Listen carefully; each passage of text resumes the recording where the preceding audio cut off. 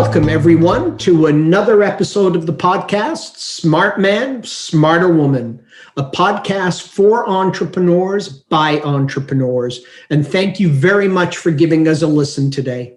I am Steve Lotes. And I am Juliet Aurora.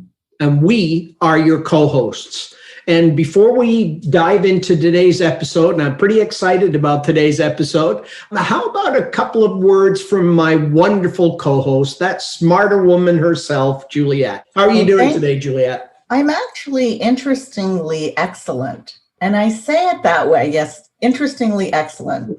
Is that even a word? Interestingly, sure. It is now. I've made it a word. Okay, all right. But I guess, in the life of being an entrepreneur, you have days, and I know that everyone in our audience will have had these kinds of days where you just go, what the heck am I doing? Let's just shut it down and go live on an island somewhere. And I was having one of those mornings. And so I wasn't having a great morning. And I thought, well, no, we've got a podcast recording that we're doing today.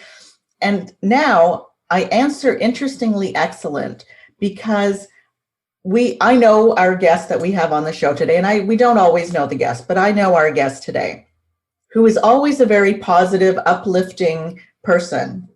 And just leading up to knowing that I was going to be speaking with her made me feel better and made my day better. And so it really is true that who you surround yourself can fundamentally shift how you feel. So to answer your question, I am excellent. Thank you, Steve. Oh, thank you, Juliet. That's awesome. And I'm really going to try not to take that personally. The fact that you were getting ready to speak with me as well had nothing to do with you feeling more uplifted and positive. So we'll just let that go right by. In fact, I won't even mention it. How about? Let's not even mention it. Okay.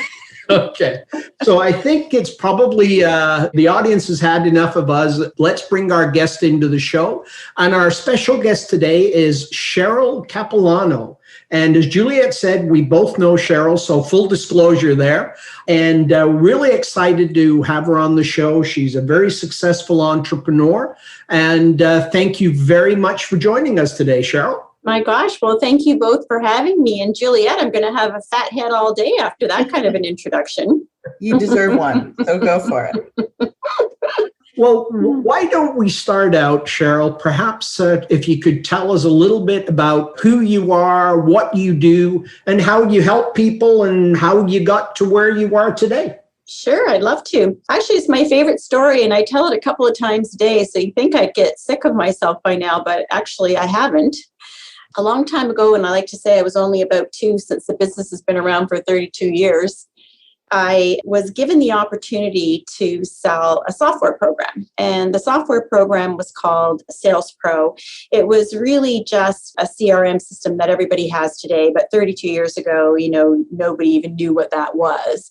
And it predominantly was just an automated calendar to remind you of notes and people to call and things like that. So I had absolutely no IT background whatsoever. I couldn't even put a floppy disk into a computer to save my soul, but I decided that I was going to do this. So I had the distribution rights for Canada and the United States, which to me sounded like this incredible thing of something I didn't know how to do. And I borrowed $20,000 from my parents, which they were not impressed with at all. And I did all the things you do in marketing. So I had a great big Yellow Pages ad, which I think is hilarious now because who has Yellow Pages anymore? I had a beautiful glossy brochure, was black with a silver telephone on it. And my company was called Science of Selling, SOS. And I made chocolates, SOS, and went to trade shows and would hire robots that could view your name tag from a few feet away and come over and say, hey, Steve, how you doing? Why don't you come and meet Cheryl down over at the booth and I'll give you some chocolate on the way. So the robot would give some chocolate. Anyways, I did all the things you do in marketing. I wrote articles about lead generation, about getting new customers, which is really our core business today. And the only response I ever got from that was people who would call me to challenge me on my math. So I like to say I spent all my money and the only thing I didn't have was customers. So I decided that I was going to start calling people. And, I was traditional cold calling. And even over 30 years ago, I mean, people would hang up on you. They would swear at you. I mean, it was terrible. I mean, you didn't have to do that for more than a day to know you never want to do that again. So I thought, well, maybe if I send them something. So I was mailing them my very expensive, glossy, die-cut brochure in a 9x12 envelope. But when I called them, they'd go, oh, I got a million brochures here. I don't know. Maybe there's one on my desk. And I thought, oh my goodness, well, that's just not working either, is it? So what can I send them that will get them to take my call and maybe be a little bit nicer to me? So I thought, immediately about a pen. Oh, let's get a pen and put my company name on it. Won't that be cool? And my phone number. And that's just going to be fabulous. Well, when I went to the post office, they said, we work on a rollerball system. So unless you pay premium postage and use a bubble pack envelope, if you were to break the machine with one of these pens, you'd have to pay to fix it, which could be a considerable amount of money. So, of course, I realized that wasn't going to work either. So finally, I decided that I would write a letter, but only use half of my pages stationary. So the letter said, I'd like to talk to you about increasing your sales, but that's only half of the story. I'm going to call you soon with the other half. And I physically ripped my letter in half and folded it and put it into a number 10 envelope and sent it out to 100 companies that I had selected. The very first company I called was Minolta. And the gentleman said to me, and you could hear him like straightening out the paper on his desk. And he said, listen, I don't care who you are, but I want to see you in my office because this is the most brilliant thing I've ever seen. He said, first I accused my receptionist of ripping your letter, and then I read it, and now I really want to see you. So I always call this kind of the good news, bad news story, because the good news was I had Minolta as a customer in 11 locations across Canada and 3 into the United States in New York region. I won an award from the Canadian Direct Marketing Association for the creativity of my direct mail piece, and I had to wind the business down because I got too big too fast. So while I was flying around the country doing all of these software installations, which I didn't even quite frankly know how to do, I didn't have a backup team internally that would be, the customer support if they didn't understand how to do something. So once I wound the business down, I actually created a job for myself at a company called Unisource. They sell paper goods, pretty much anything you would see in a fast food restaurant. So everything you see if you go to McDonald's, like straws and napkins and cups and this and that and the other thing. And I sent the president of the company a chocolate telephone. And in there was a note telling him that if he would hire me, it would be one of the best investments he ever made because I know, how to run lead generation programs that would greatly augment his sales. So he believed me and I got the job. And that was actually a really interesting job because that's where, kind of the female entrepreneur was something brand new. All of my colleagues were men and I was the only woman in that group. And there were some interesting stories around that, but that's different. In any case, what I did was for the various new products that would come on, I would create a direct mail piece and I would send it out. And while I worked for Unisource, I had a big budget, so I could try everything. So I mailed everything: pens, hats, rulers, t-shirts, money trucks, squeeze balls, pies. I did it all. And what I learned was that the only thing that people would really respond to in the mail is something you could eat. And that was true 32 years ago. And that is true today, which I find kind of fascinating. So to give you an example, our direct mail back then was so unpolished in comparison today, but literally we would write up a letter on letterhead, put in some sort of clip art on it, and it would say something like, make the smart choice, look to Unisource for your whatever needs. And then we would include a box of Smarties. Then I had 2 team members who would do the follow-up calls, who would then call these companies and book appointments on behalf of the sales reps. I was only there for 18 months, but we have a direct correlation to $3.1 million in sales using that technique. Kohl's Bookstore was a big company in those days, probably as big as maybe Indigo is now. And we created the appointment for the sales rep to go in and sell them all of their bags. So everyone that left the store with a book would leave, with a bag. Those were the types of opportunities that we would create. But, I am not employable, so I had to leave because we spent too much time talking about what we were going to do, but not actually doing it. I felt like my hands were always tied. I wanted to do so much more than they were allowing me to do. And so it was too frustrating for me, and I moved on. So I learned that the edible was really the only thing that could burst through all of the noise that is included in direct mail.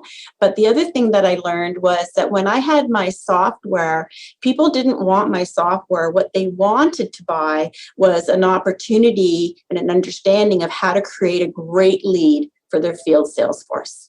So equipped with those two really important pieces of information, I opened up Idea Factor, which is lovingly known as EMyth. And we have been doing the same sort of thing in a much more polished manner for a full 32 years now.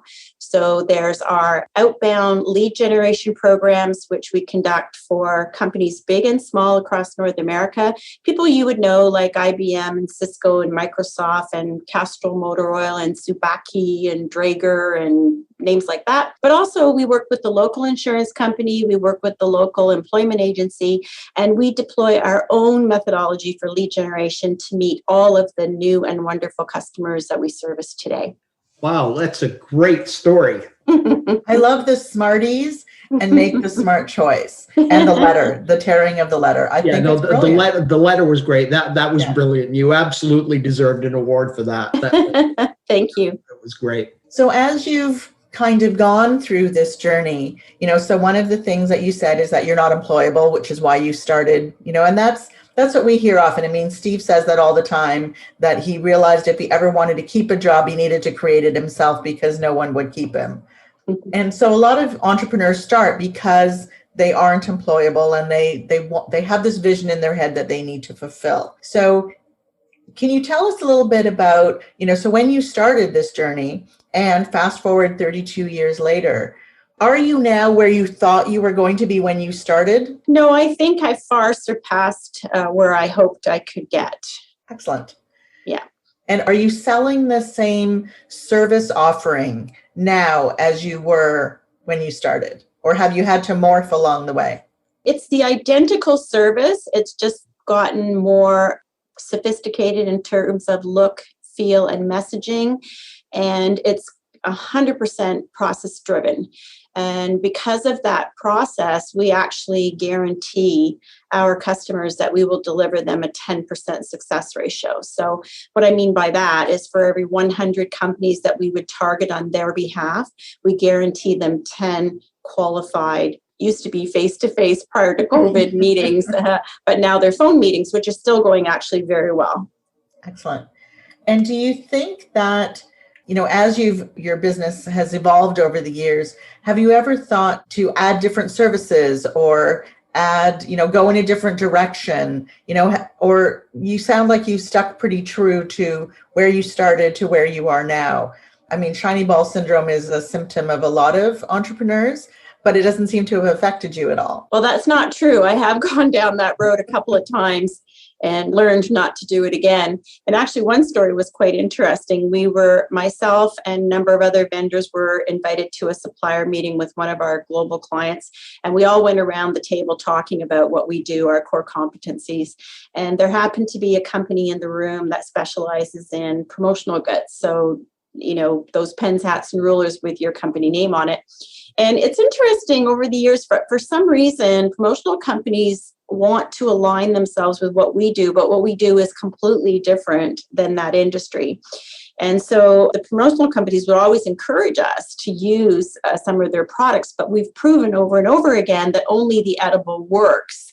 So, I did try to include, doing my lead generation effort, but then, oh, by the way, if you want a backpack with your name on it, I can help you out with that.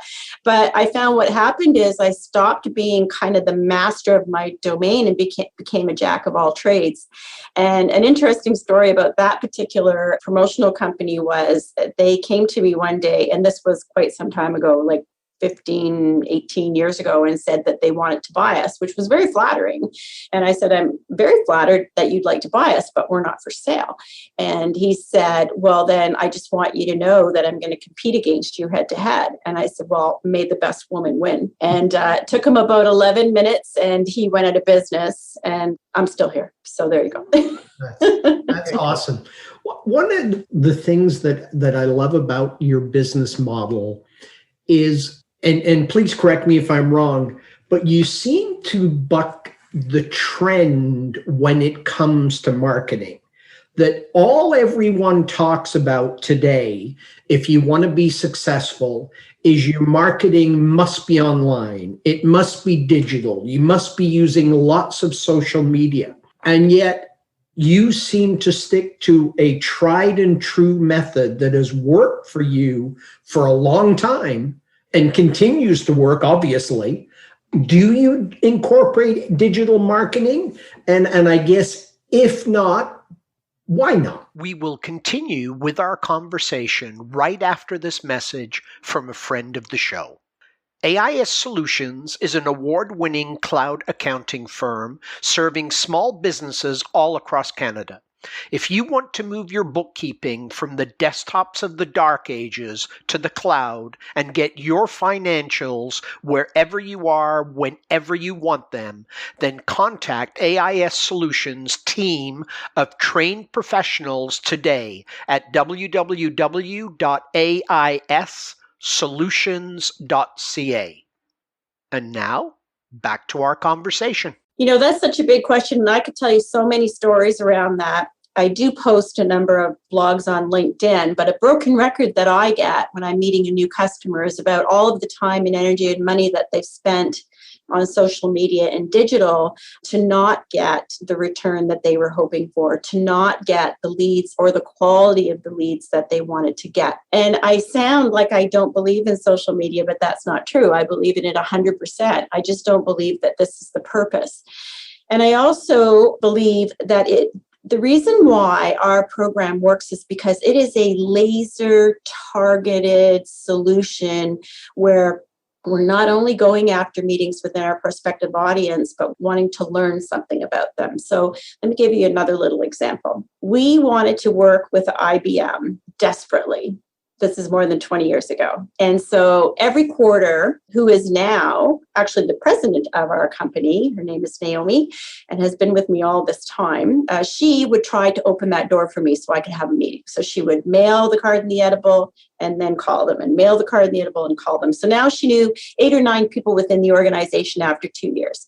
So on the last call that she made to them, they said, you know what, we love what you do. We've got a whole shrine here to Idea Factor because we think your mail is so creative, but we can't work with you because we have our own internal telemarketing department. And she said to them, you know what, there's no such thing as a wasted meeting. Why don't you meet with Cheryl? She'll probably give you some ideas. So I loaded up my little sample kit and jumped in my car and went down to Steeles Avenue there in Don Mills and met with this lovely team of ladies. And they were about to do a direct mail campaign to 5,000 companies. It was, I'll never forget it because it was a box and the pieces were all die cut and there was a CD inside and it was extremely expensive. It was $29.95 a piece because I asked them. And I said, so what are you going to do with that? And they said, well, we're going to mail it out. I said, okay, and then what? And they said, oh, well, do you see that room over there with all those people in it? That's the telemarketing department. And when people call us, then we're going to dispatch that lead out into the field. So I said, okay, I'll tell you what. How about if you do 5,000 your way and let me do 500 my way? And if we can't get you an 8% response rate, you don't have to pay us a dime. And that campaign at the time was worth in the $40,000 range, I would say. And they said, will you sign a note to that effect? I said, yes, only if you agree to pay me when I deliver the 8% and you put me on your procurement list. And they said yes, and we said yes. And long story short, we actually delivered a 27% success ratio. You know, we didn't do 5,000, we did 500. So, you know, more than 140 qualified opportunities went directly to their field sales.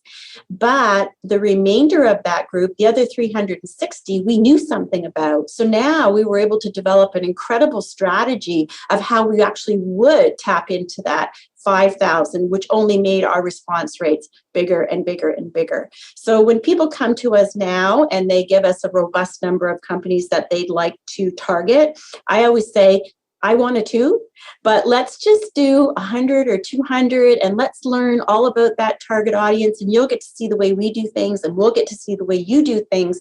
And then we can go to market with a strategy that's really going to kick some butt. Very good. It's amazing. And again, like Steve said, so different from what a lot of companies are doing. So it sounds like a lot of your clients are larger. Does your methodology work with smaller clients? You mentioned you had a couple of local businesses that you work with as well. So for our audience, that, maybe is starting out, what would you recommend, be their starting point for them to be able to reach their target audience? Mm-hmm. Well, we absolutely do work with some smaller companies, and I often illustrate the larger ones just because people know who they are.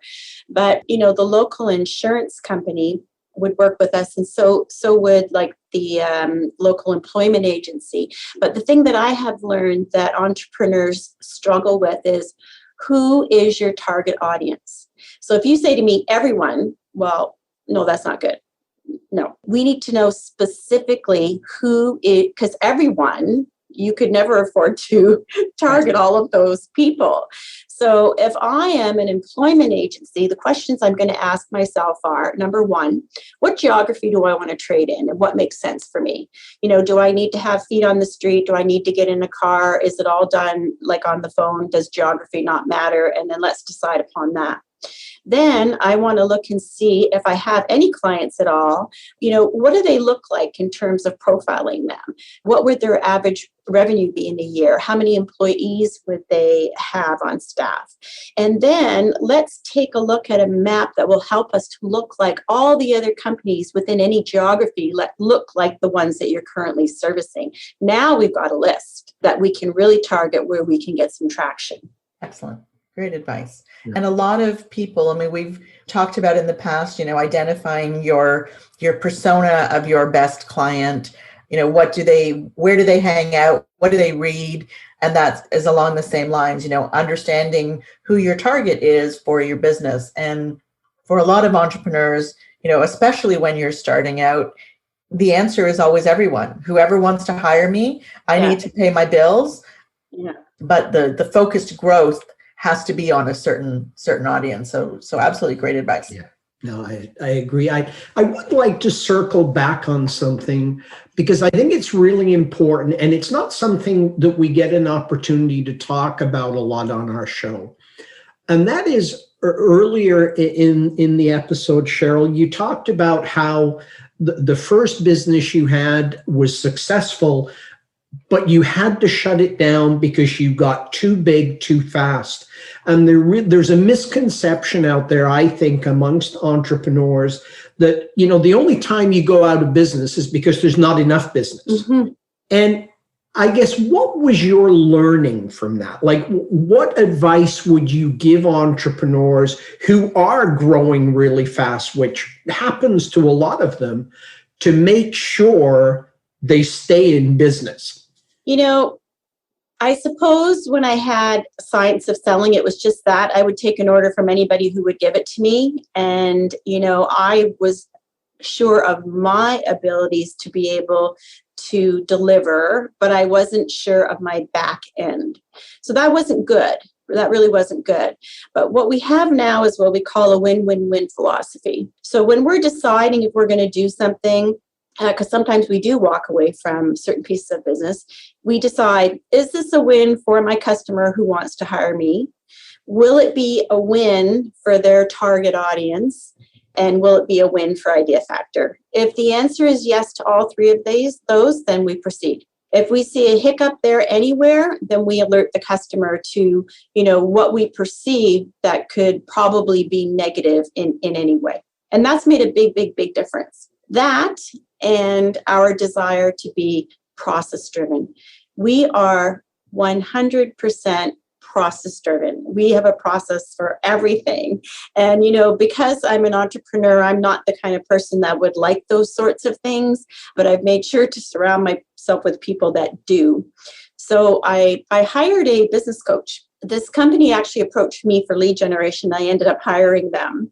And I had some business coaches over the year that I felt that I just spent them all this time teaching them about my business, but I didn't really get any value in return. But this one time, it was completely different because I said exactly that. I don't want to spend money with you, and then I'm not going to get anything. And he said, well, I don't want to learn about your business. He said, I want to learn about, how much free time would you like to have? I thought, my gosh, how much free time would I like to have? Like, you've got me hook, line, and sinker. Let's talk a little bit more because, my work week was, without any exaggeration, was more than 80, 85 hours a week. I mean, I was here, everybody was at home, having, dinner with their families on Sunday. I was here doing artwork and writing quotes and things like that. And this gentleman did me the biggest favor in the world. And he told me about a book called The EMyth, which is written by Michael Gerber. And it absolutely changed my life. Because the whole premise of the book, and I strongly recommend, I listened to it in audio in my car, and I still do from time to time, just as a refresher, because it was so fabulous. But it was about the difference between the technician, the manager, and the entrepreneur. And I was being all three. And all the time that I was spending being the technician in the office, doing creative, writing quotes and things like that, was zapping my energy to pour into it, the entrepreneurship, which is really where I belong. And so I learned that, which was monumental to our growth. We literally doubled our sales once we got that figured out. And then the next big takeaway from that book was a process, which they talked about McDonald's. Well, I was the French fry girl at McDonald's when I was a teenager going to school. So they talked about making the hamburger, pickles, lettuce, onion, sesame seed bun, or however it goes. But we did the same thing over and over again, no matter who we were within that organization. If we touched the French fry station, there was a way to do it. If we touched the shakes, there was a way to do it. We all knew. Well, that's how Idea Factor runs. We have a process behind everything. Not visible to our client, but very visible to us. And what's happened since we've done that is it's almost like we have a precision effort to every campaign that we launch. Awesome. Excellent.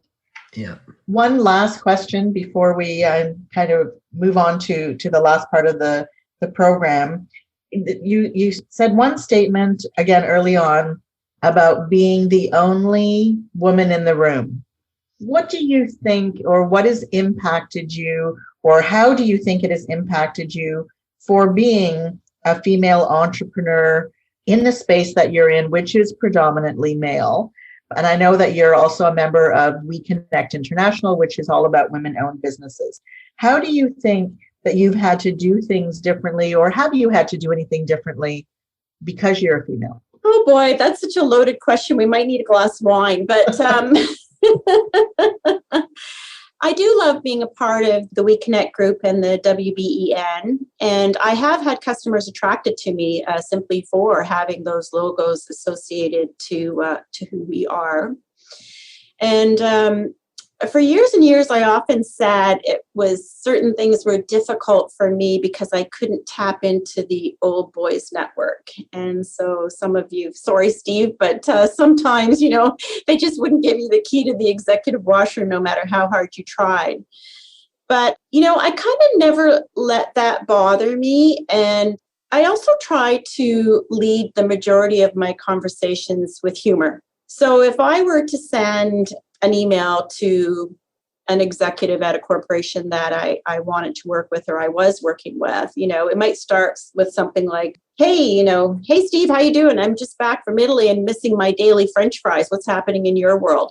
So I'm not always looking for the order. I'm not always looking for something. I'm just looking to continue to establish the relationship. And that's something I carry through even now with former people that I've worked with in organizations that have moved on. I reach out to them often through LinkedIn just to see how they're doing. I don't talk about business at all. I talk about pretty much anything but business.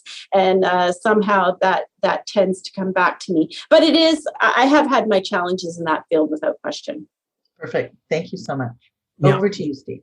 That was great. I just, one question I have to ask you, because I think I would be amiss if I didn't. If someone is thinking right now about becoming an entrepreneur, they want to create their own business, what one piece of advice would you give them?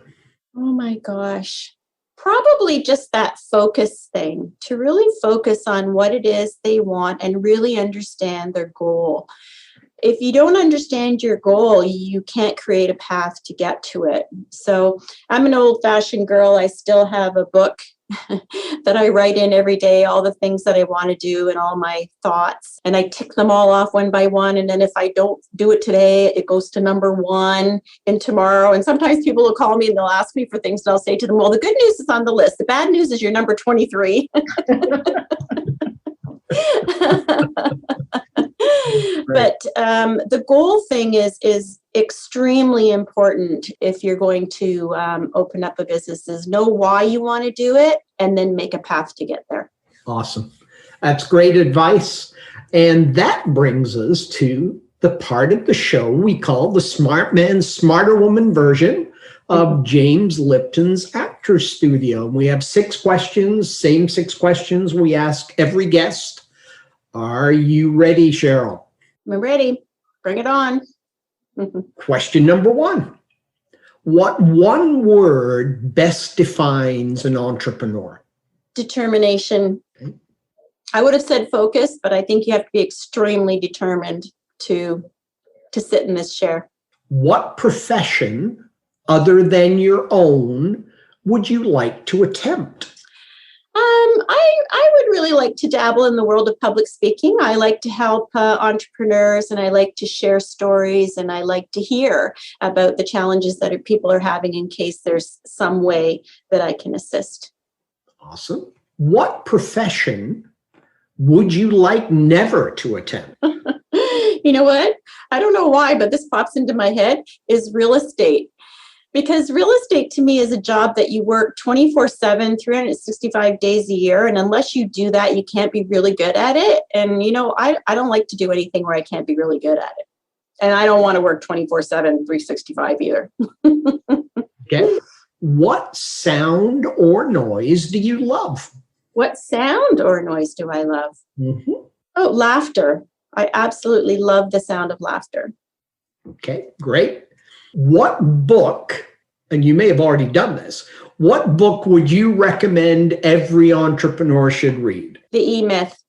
I have been given so many books, and I have read so many books, throughout my career. And the EMyth just spoke to me from page 1. It was just so good. And I learned a lot of valuable lessons. And I listened to it on CD, but I did buy the CDs for all of my executive team, and they have all listened to it as well. And I've watched them elevate in their role once they got the difference between the entrepreneur, the manager, and the technician. Awesome. And question 6, when your own entrepreneurial journey is completed, what do you hope your legacy is? Well, I already know what my legacy is going to be, and it's what I always wanted, and that is to pass over the reins of Idea Factor to another female entrepreneur. And I'm excited that it's not only a female entrepreneur, but also a woman of color. So I'm feeling like I'm helping in 2 places where I have a vested interest. Awesome. And for those in our audience who would like to connect with you, what is the best way for them to do that, Cheryl? Probably through my email is great. Shall I give it to you? Please. I always say I should have married a man with a shorter last name, but here goes. So I am Cheryl, CHERYL .Cappellano, CAPPELLANO at idea, IDEA factor, FACTOR.com. Perfect. Yeah, you probably should have married someone shorter. Before we conclude this episode, do you have any final thoughts you would like to share with our audience of entrepreneurs? Well, I would like to thank you, Steve and Juliet, for putting this together, and so much for inviting me. I was quite thrilled to do this today. I think what I would like to say to entrepreneurs is it has been an extremely rewarding and fulfilling journey. I had the great honor of receiving a business award from the Burlington Chamber of Commerce, and we were asked to write a little speech. And I really didn't know, what I wanted to say, but it came to me one night. And what I told the audience was, I don't know if you ever saw the movie Mr. Holland's Opus, but it is a story about, a man who is a teacher. And then at the end of the movie, there's a whole bunch of things that happen. And then at the end of the movie, the auditorium is filled with all of the students that he taught in his life and, where they were in their careers. And often I think about all of the families that I have employed and all of the nights that I sat up and worried about, making my payroll and doing everything right and so on and so on. And if I could see them all in a room and where they are today, that would give me such great joy. And that was kind of what that Chamber Award did for me, because it took me through all the years of when I started and to where we are now. Awesome. Thank you. And what about you, Juliet? Do you have any final words for our audience? I guess more than anything else, thank you, Cheryl, for joining us and sharing so much of your story. As you know, I'm a huge fan of your story, your journey, your business.